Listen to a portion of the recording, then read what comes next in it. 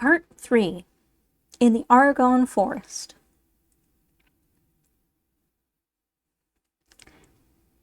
April 15th, 1917.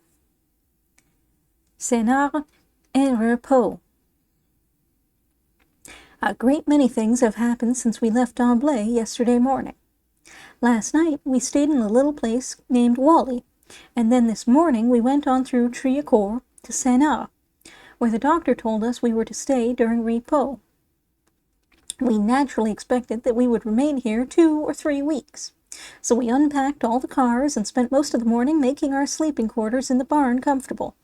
Suddenly, when 4 of us were playing horseshoes near our salle à manger, the news came that we were to move in 1 hour, to join another division in a new sector.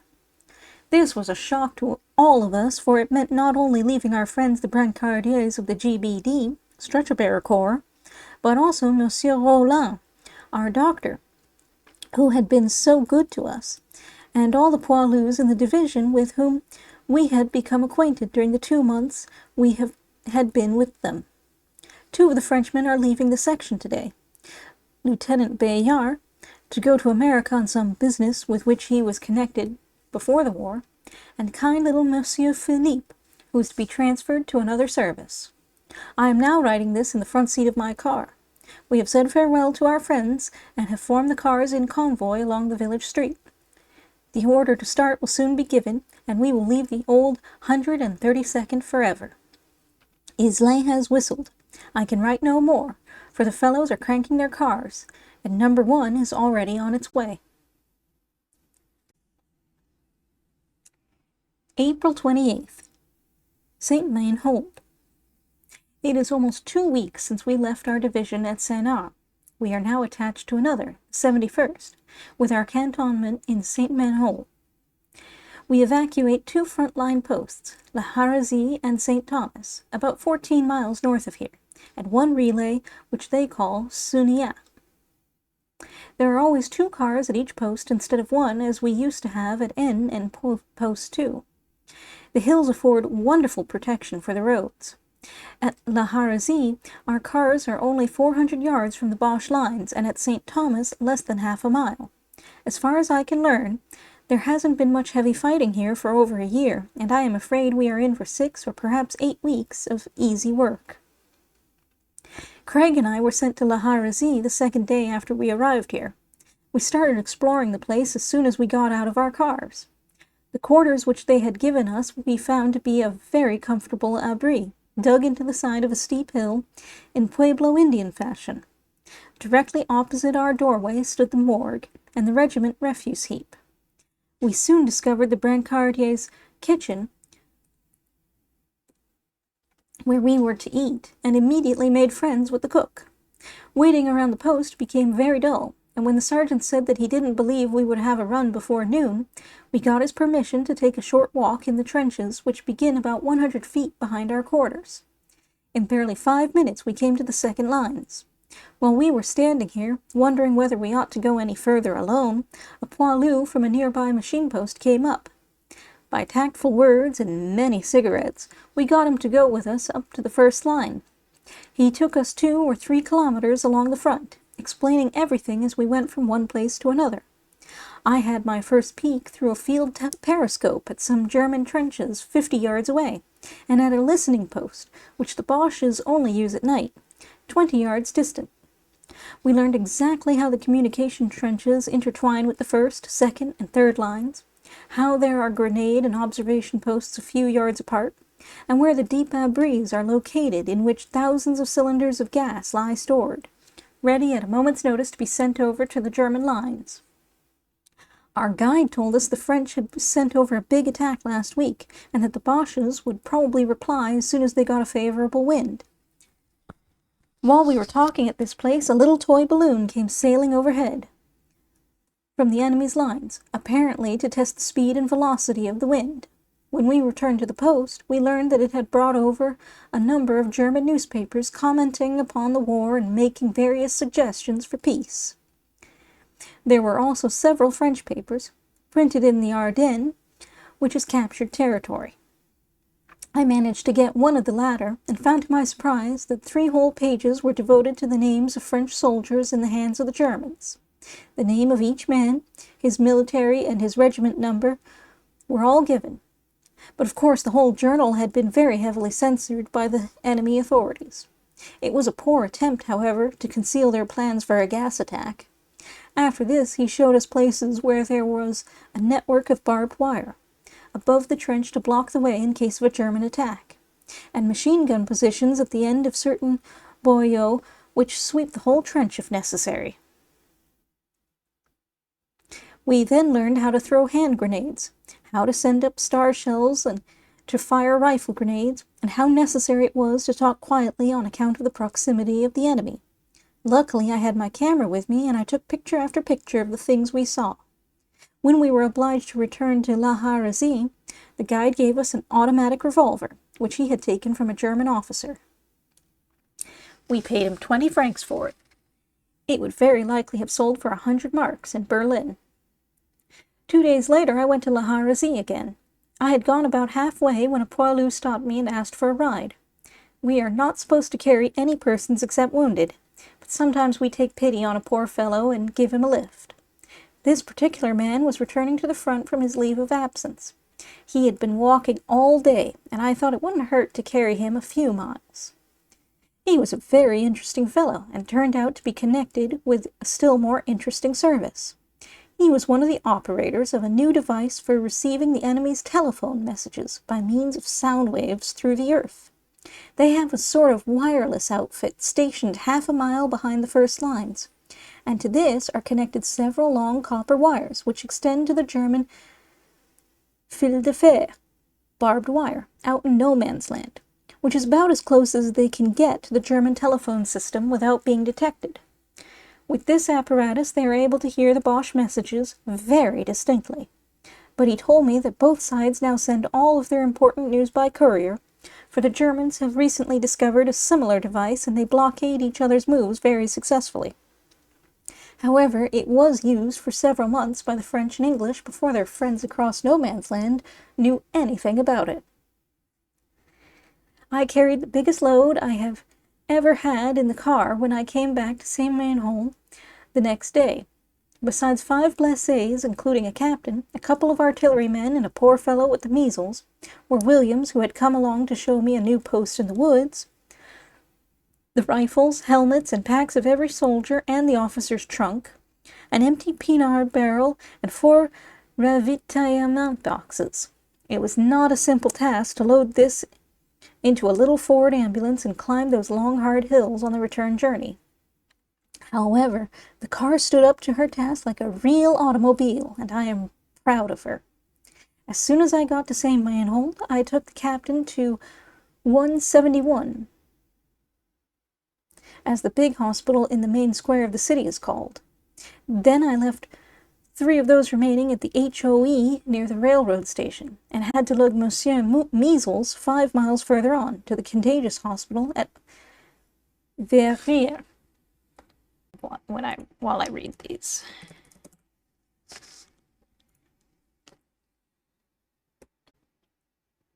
Explanation of figures on page 106. 1.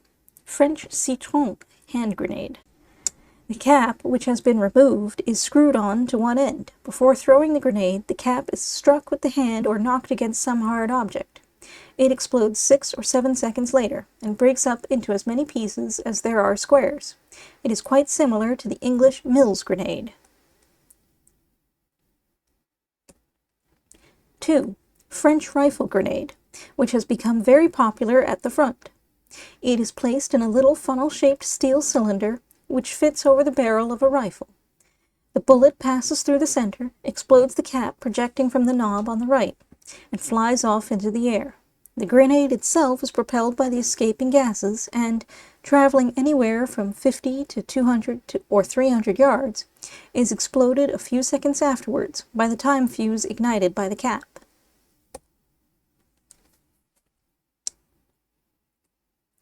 3. The time fuse and head of a French 75 3-inch shell. The fuse is ignited by a cap and trigger within the fuse at the moment the shell leaves the gun. This ignites the powder, wrapped in a spiral coil running from the top of the fuse to the screw on the left. This burns until it comes to the hole punched at the second, time unit mark on the brass covering, at which the shell is to explode. Then the flame passes into the shell itself and explodes the BSP, or high explosive powder, by igniting the last big cap.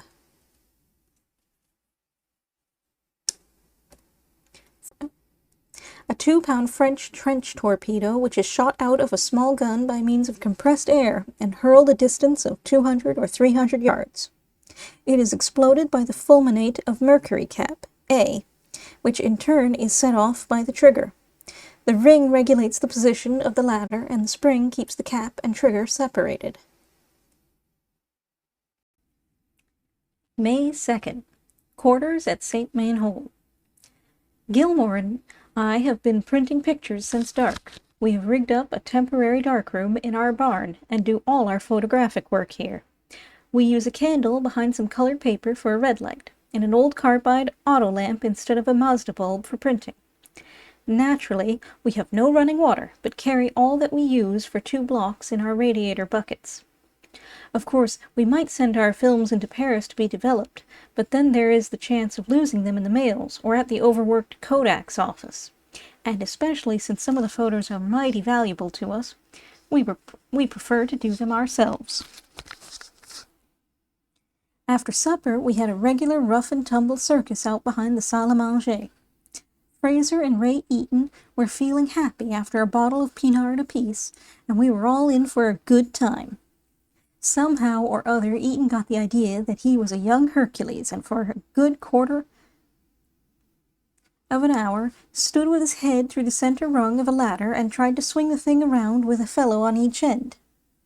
Of course it was a strain on him, and after 3 or 4 rounds he would fall to the ground exhausted. Then Fraser bet me a bottle of champagne that he could pull his foot up over his head before I could. I was somewhat soberer than he was and managed to beat him to it. But he kept stubbornly at it and finally got his foot over and several inches further down his back than I had. The judges called the affair a draw.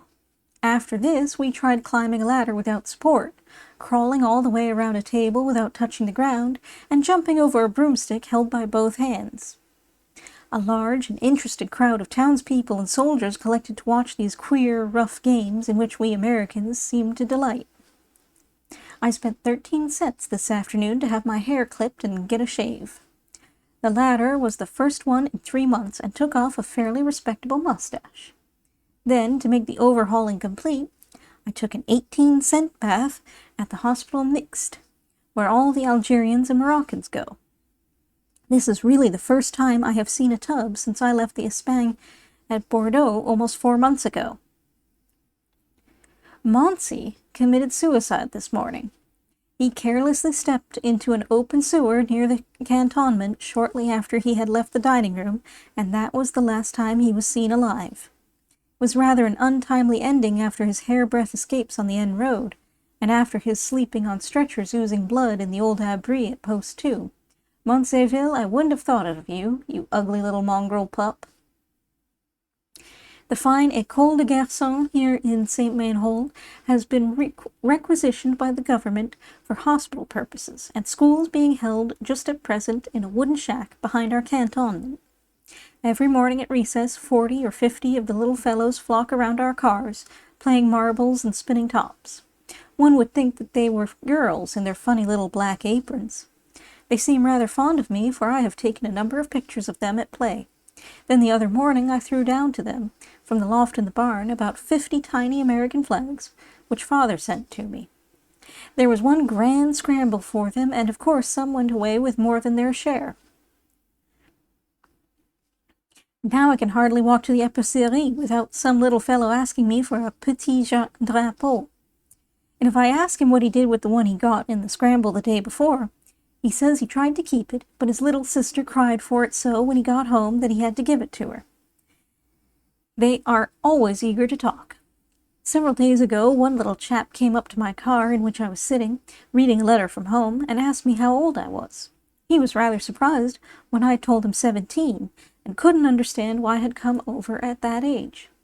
He had a brother 18, who wasn't to join the army for 3 months yet. We aren't nearly so busy as we would like to be. 3 days of the week we loaf around St. Mainhold, and then are on duty for the next 24 hours at one of the posts. At times we work on our cars or hammer out souvenirs from Boche bullets and pieces of shell. A few of us are fond of quotes and play every day on a little island in the Ain across from our quarters. In the afternoon we drop around to the patisserie near the Hotel de Ville, if we have any money, and get Marie, the attractive little waitress there, to bring us a tray of cream tarts and lemonade. Occasionally we experiment on something stronger. But on Tuesdays and Wednesdays it is closed, as are all the patisseries and candy shops in France. We cannot even buy milk chocolate at an épicerie, so we have to be content with our regular fare. The other evening, Bradley, who comes from Berkeley, California, and Tenny, the only fellow in the section who has a smaller mustache than my own, set out with me for a stroll in the moonlight, when it was really time to be in bed. We talked of the war, of section life, and many other things, and when an hour had passed we were still going on. We reached the summit of a high hill overlooking St. Mainhold some 3 miles away, and sat down on a grassy bank to rest and to watch the star shells breaking in the Champagne sector. Just as we arose to begin our return journey, the searchlight on the hill in the city threw its great shaft of light into the sky, and played it back and forth across the heavens. Then a shot from the anti-aircraft gun beside it broke the quiet of the night. We could not locate the enemy aeroplane, for it never rested in one place. We were on top of a little knoll and could see very clearly the flash from the gun in St. Mainhold, followed by the report 12 seconds later, and then immediately after this, the bright glare from the exploding shrapnel a mile above us. They fired only a few shots, however, for they were unable to locate the plane on account of its great height. As we walked home, the nightingales were singing. They make one forget about the war and think of France 3 years ago, when men instead of women were ploughing in the fields, when D'Amblay and N and St. Thomas were happy villages, not dull piles of stone. The poilu, too, dreams of those days and hopes and prays for the time when he can return to his family and again resume his normal life.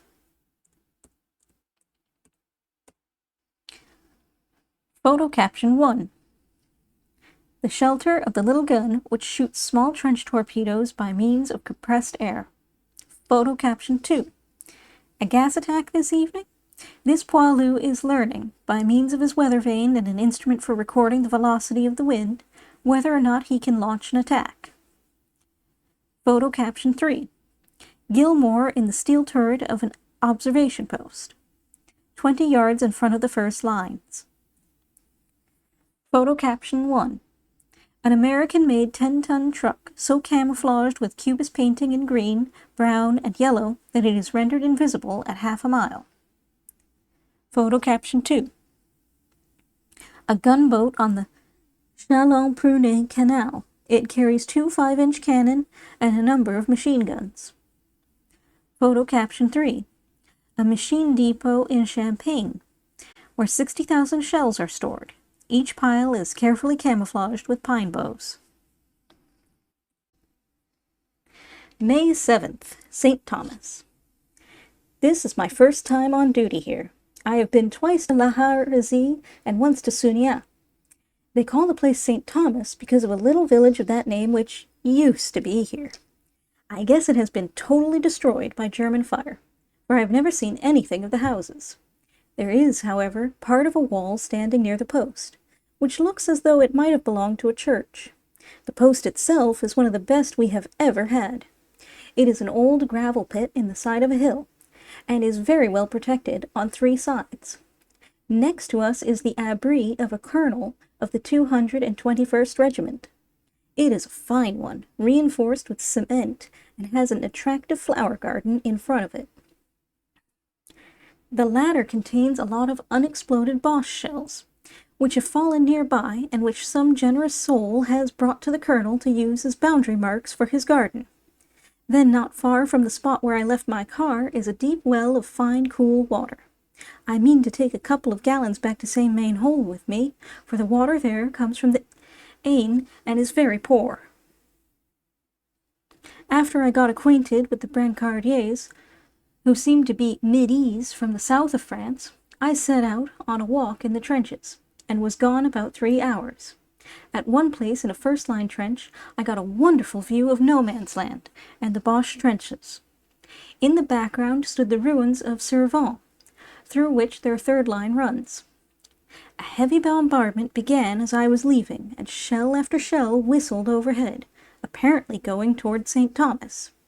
Sad to say, it was all over before I arrived, and a lot of new holes around the post and everybody sticking pretty close to his abri were the only signs that anything unusual had happened. While we were eating lunch, a blessé came in who had lost the thumb and first finger of each hand half an hour before while attempting to unload a Boche grenade. He suffered terribly, but never made a whimper during the long ride into Suniat. After I saw this fellow, I thought of what one little grenade had done to him, and wondered why it was we take chance after chance in unloading stuff just for souvenirs. A couple of fingers missing or a scarred face makes a more lasting souvenir than an old shell, but one you wouldn't be so proud of.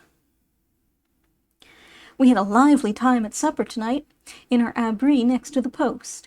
Instead of cooking their own food, the lazy brancardiers get it all prepared from one of the big kitchen sections just a few hundred yards from here.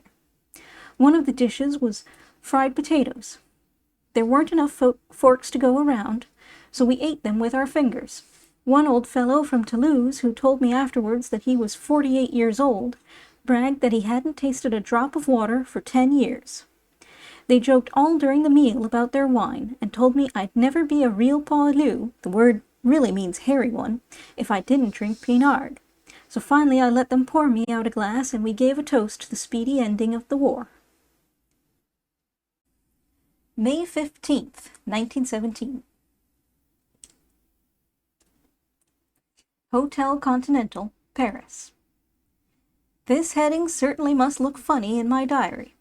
Last entry was written while eating lunch with a crowd of brancardiers about a half a mile from the German lines, and this one in an actually civilized room at the Hotel Continental. It happened that my permission fell due the day after I came back from St. Thomas, and I left the section at St. Mainhold to spend 8 happy days in Paris. It was a long, hot ride into Paris, and we had to stand up all the way. But it was wonderful to get there, and even more wonderful to take a hot bath at the hotel and then sleep between a real pair of linen sheets for 14 hours. Paris is happier than when we left. There are no coal worries now, and the markets are overflowing with fresh spring vegetables and fruits. Our entry into the war seems to have cheered the people immensely. Everywhere you go, there are American flags hanging from the windows. They think about it so much and talk about it so much that one would suppose we had 1 million men over here already. I have had a wonderful time ever since I arrived. For when I am not playing tennis with some most attractive English girls at their country club on an island in the Seine, I am chasing out to Versailles for an afternoon or promenading with some friend in the Bois de Boulogne. Every evening Anderson and I get together and, starting out with a marvelous meal at Foyot's or Drouin, we end up with the opera and a café afterwards. The authorities are very strict about meats, sugar, and certain vegetables in the restaurants, but you can't go hungry if you are willing to pay the price. The field service is growing very rapidly and has taken over an annex in Rue Lecain. Instead of receiving 15 or 20 new men each week as they were doing when we came last February, they are getting 100 now. Since it is impossible to send them all out in ambulance sections, Andrew and Galetti have organized a group of truck sections which will handle ammunition and supplies behind the lines. It won't be quite as exciting as our work, but it will be very interesting and certainly very helpful to the French army. Andy and I went to the Gaumont Palace in Clichy tonight. They had advertised a big movie called L'Invasion des États-Unis. We thought we were going to see a remarkable picture, but it turned out to be the old battle cry of peace, which I had seen in New York 2 years before. The French audience, however, thought it quite wonderful and applauded continually throughout the show. They understand, far better than we do in America, its real meaning. Andy had to leave early, and since the metro had stopped, I walked back to Rue Renoir afterwards. It was long after midnight when I got there. The door was locked at 21, so I had to climb over the wall. 2 other permissionaires who had been down in the Latin Quarter came up while I was struggling to get in, and the 3 of us managed to get over together. I will probably go back to the section tomorrow with Williams and Allen. We are to get our ordre de mouvement from the office of the Army Automobile Service, next to the Gobelin Tapestry Works, in the morning, and leave from the Gare de l'Est at noon. May 22. St. Mainhold again. There was a big package from home awaiting me at the bureau on my return from Paris. I found a wonderful lot of eatables inside when I opened it. A few of the contents I could have bought in France, but the maple sugar, grape nuts, and peanut butter were purely American. The sugar was delicious and enjoyed by everyone in the section. Even the rats got their share.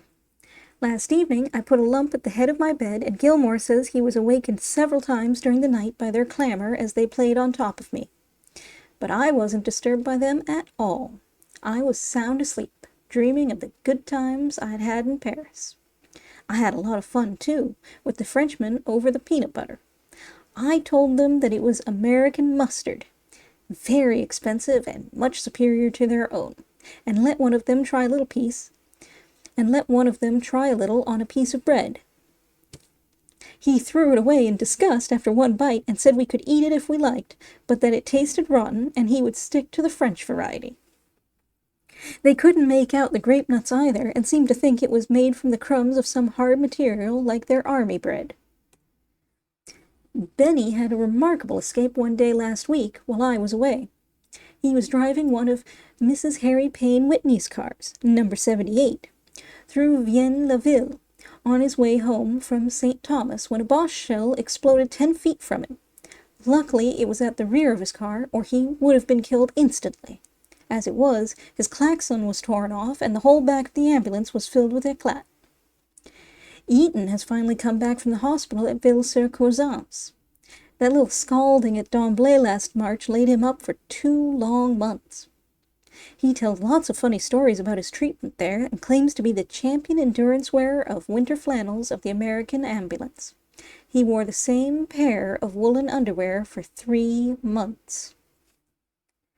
Payne came in from La Harazie this noon, grouchy as old Scrooge himself, and it was not until the happy-go-lucky Fraser ambled into our apartments an hour later with a broad grin on his face that we learned what was troubling Payne.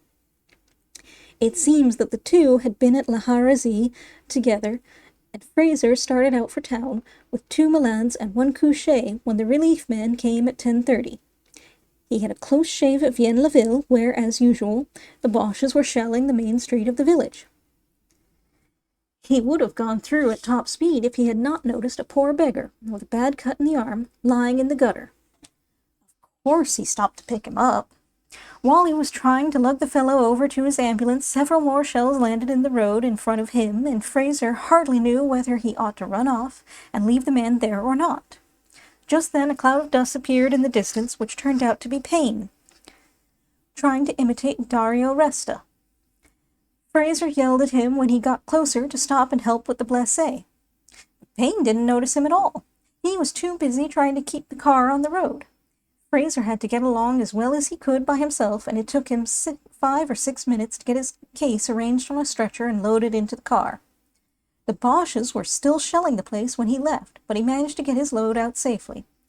He found Payne waiting for him on the top of the next hill, and when Fraser asked him why the devil he hadn't stopped to help him down in the village, the other replied that he thought it would make such a wonderful picture with Fraser loading in wounded, with shells breaking on all sides, that he had just gone about half a mile further, and then turned around and photographed it. I presume Payne is peeved because he did such a crazy, childish trick. He certainly ought to be. Almost every day a Boche aviator flies overhead. This morning one dropped 7 bombs in the town, but fortunately no one was killed. 2 fell very near the cantonment, and as we were awakened by the explosions, we heard little pieces of éclat come pattering down on the roof. A soldier in one of the neighboring houses had his pillow torn away and the wall above him pierced in 50 places by steel splinters. He received only a couple of scratches, however. Everyone, especially the little fellows in the school, delight in watching such a fight. They clap and shout, "Très bien," if a shell bursts near the enemy's plane, and if it finally escapes, they console themselves with, "Just wait, we will get him the next time." Lundquist and I visited the aviation field today, hoping to get a short trip in an observation plane. The officers were very polite and told us everything about the machines, but couldn't allow us to go up on account of orders, which they apologized for not being able to break. I spent several hours this afternoon grinding down 464's valves and scraping out the carbon from the cylinders. It was a dirty job and a rather long one, but well worth the effort. Now she runs 50% better, and when I gave her a trial run afterwards, she took the worst hills around here on high. Sammy Lloyd told me tonight about the 3 American girls who were here while I was away on leave. They had been connected with a clearinghouse in Paris, and wanting to see a little of the front before they returned to the States, they got papers from some high official allowing them to take a 3-day tour along the front, and started out for the war zone. They came to St. Mainhold on the 2nd day, and one of the fellows offered to drive them out to one of our posts. They went to St. Thomas, had a peek at the trenches, no man's land, and rushed back to the city again. Possibly they intend to lecture at home on conditions in France and life in the trenches.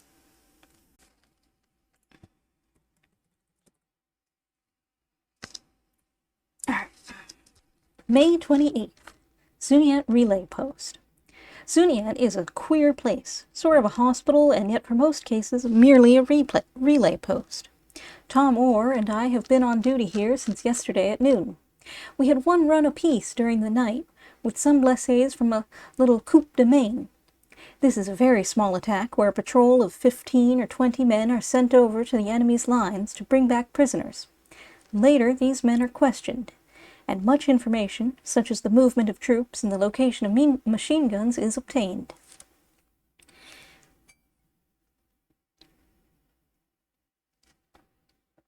It is a beautiful spring day here. The trees are covered with leaves once more, and the fields seem brighter than they were 2 weeks ago. I was talking to the Médecin Major this morning, bragging about the huge apple trees we grow in America. I carelessly used the expression pomme de terre for the word apple, and he laughingly told me that there weren't any potato trees in France. Several of the officers here have asked me if I knew of any attractive American girls who would be willing to correspond with them. This seems to be an old custom among the French soldiers, and a very good one. For a cheerful letter from their marraine, as they call her, is a great treat to these men. 2 days ago, when I was at La Harazie, I visited the trenches at night and spent several hours in the first lines. I had promised Amulot, who belongs to the sappers, and lives in an abri near ours, that I would go to his mine the next time I was on duty here and take some flashlights of him working underground. He called for me at 8 o'clock, and from then on I had a most interesting evening. We took the same communication trench to the first lines which I had used before, and then walked some distance along this before we came to the entrance of the mine. Here he said a few words to the guard. After this we went down a long series of steps, until we were fully 30 feet underground. It was very cold and damp, and water trickled down in little streams from the ceiling. Then he took me through a long passage in the direction of the Boche trenches, and finally stopped in a little room which seemed to be the end of the tunnel. By the light of the pigeon lamp which he held in his hand, I could see 2 poilus, one piling up powder in a great stack in a corner, and the other, who had a pair of microphone receivers on his head, listening to something very intently. Amulot whispered to me that the Boche trenches were only 20 feet above us here, and that one of their countermines was just 10 feet away. The man with the phones, he told me, was trying to learn what the Germans were doing across the way. He could hear them digging and even talking with his apparatus. If they continued to work there much longer, the French would soon set off their mine and blow up every Hun within 100 yards. I got a photo of them at work, with a sack of earth for a support for my camera, and my gas mask held in one hand above my head as a tray for the flashlight powder. It was pitch black when we emerged into the open again. In front of us, a couple of Frenchmen were repairing barbed wire out in no man's land, and to the left, a hand grenade duel was in progress. I thought it was time to get back to the post, but Amulon said no. He was picture crazy and had to take me to two other mines, and also to a place where they had a new trench gun which shoots funny little torpedoes by compressed air. This took up fully an hour more, and when I again remarked that I had better be leaving, he said that he wanted me to hear a Boche machine gun first. And what did he do but dash out into no man's land and pound on some stones with a pick so that the enemy would hear him. Luckily, no star shell went up very close to him while he was out, or he would surely have been potted. I heard the machine guns very distinctly, however. I think he had had more pinard for supper than was good for him. It was long after midnight when I got back to La Harazie. To my surprise, I found Haven had been sent to Sunia with 3 couchés, and not 10 minutes later they brought down a load for me. I thanked my stars that it had not come while I was out with Amulot. On the way down, I learned that the blessés I was carrying had been wounded in an outpost near the mine in which I took the last picture, and at the very time we were down in it. There is great rivalry in the section to see who can do the most exciting thing in the trenches at La Harazie. Several days ago, I hung around an observation post about 50 yards from the enemy's lines until I finally got a glimpse of the steel plate of a Boche post, and apparently the eye of a sniper behind it. It disappeared after a while, and a minute later I saw the smoke from his cigarette floating upwards some distance further down the trench. Then on Saturday, when Ott Kahn and Harrison were there, they yelled over to a Boche and had a short conversation with him, and ended with the heads of both sides above the trench. Gilmore and Payne thought they would go them one better, and the next time actually go over with a lot of bread and chocolate. Of course, they intended to make arrangements beforehand to meet him halfway, and since they both speak German, this would not be hard. The idea may seem absurd, but it has been done a good many times by the French, and they thought they could work it too. However, I am afraid they can't, for if they told the officers, they would be stopped, and if they should go without their knowing it, they might be brought up as spies when it was found out. Hang it all! It's 10 o'clock and all the lights have gone out. Photo caption 1. An admiring group of officers gathered around Guy Nemer, the peer of all aviators who was killed September 1917, just after downing his 53rd adversary. Photo caption 2. An American tractor, used for hauling big guns, being carried to the front. Photo caption 3. A German aeroplane bomb, exploding in front of a French aerodrome. Photo caption 1. The mill at Saint-Étienne-au-Temple, which the Boches destroyed in 1914 during the Battle of the Marne. Photo caption 2. 80 years old and doing her bit in the garden. Photo caption 3. A group of Boche prisoners. The man in the center is a stretcher bearer and will have to be returned.